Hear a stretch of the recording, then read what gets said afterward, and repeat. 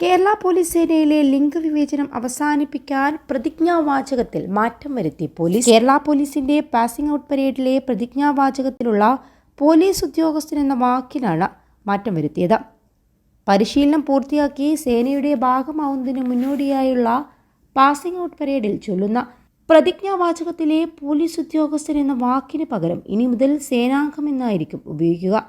Police ഉദ്യോഗസ്ഥൻ എന്നത് പുരുഷനെ സൂചിപ്പിക്കുന്ന വാക്കുകളാണെന്നും സേനയിൽ വനിതകളുള്ളതിനാൽ അത് വിവേചനമാണെന്നുമാണ് വിലയിരുത്തൽ.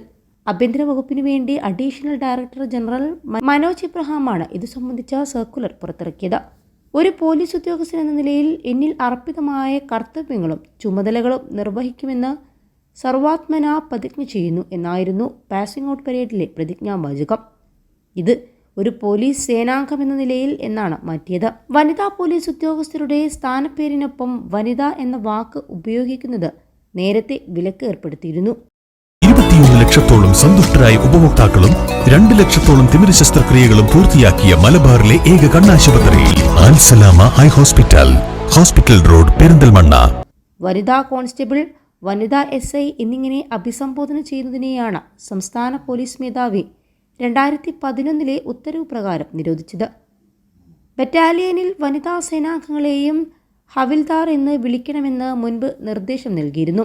2020 സ്ത്രീ സൗഹൃദ വർഷമായി കേരള പോലീസ് ആചരിച്ചപ്പോൾ സ്ത്രീകളെ സൂചിപ്പിക്കുന്ന വിവേചന പദങ്ങൾ ഒഴിവാക്കണമെന്ന് അന്നത്തെ DGPയും കർശന നിർദ്ദേശം നൽകിയിരുന്നു.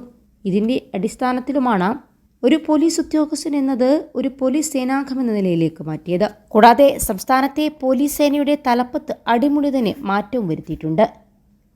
ജയനാഥ്, ദേബേഷ് കുമാർ ബെഹ്റ, ഉമാ ബെഹ്റ, രാജ്പാൽ മീണ എന്നീ 4 DIGമാരെ IG റാങ്കിലേക്ക് ഉയർത്തി. Thiruvananthapuram commissioner G Spurjan Kumar intelligence IGയായി നിയമിച്ചു. ജയനാഥാണ് പുതിയ മനുഷ്യാവകാശ കമ്മീഷൻ IG. രാജ്പാൽ മീണയെ ഉത്തരമേഖല IGയായും കാളിരാജ് മഹേശ്വരെ ട്രാഫിക് IGയായും നിയമിച്ചു. ഉത്തരമേഖല IG ആയിരുന്ന സേതുരാമനാണ് പുതിയ കേരള പോലീസ് അക്കാദമി ഡയറക്ടർ. SP-യിൽ നിന്നും DIGയായി സ്ഥാനക്കയറ്റം ലഭിച്ച കാർത്തിക് വിജിലൻസിൽ തന്നെ തുടരും. സതീഷ് ബിനുവാണ് എറണാകുളം റേഞ്ച് DIG.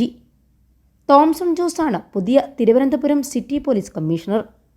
വിവാദങ്ങളിലെ നായകൻ യതീഷ് ചന്ദ്ര കണ്ണൂർ റേഞ്ച് IGയാക്കും. ഹരിശങ്കർ തൃശൂർ റേഞ്ച് IGയും. T നാരായണൻ കോഴിക്കോട് കമ്മീഷണറായി തന്നെ തുടരും.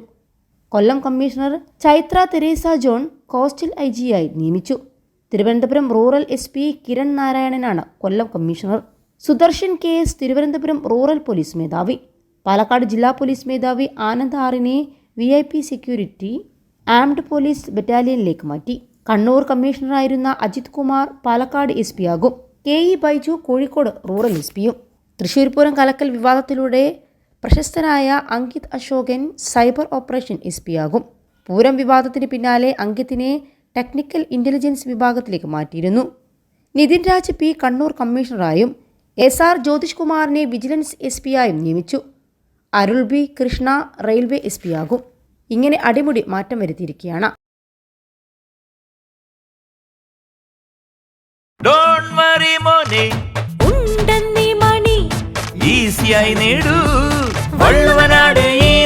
ആവശ്യം ഏതുമാകട്ടെ, പണം ഞങ്ങൾ തരും.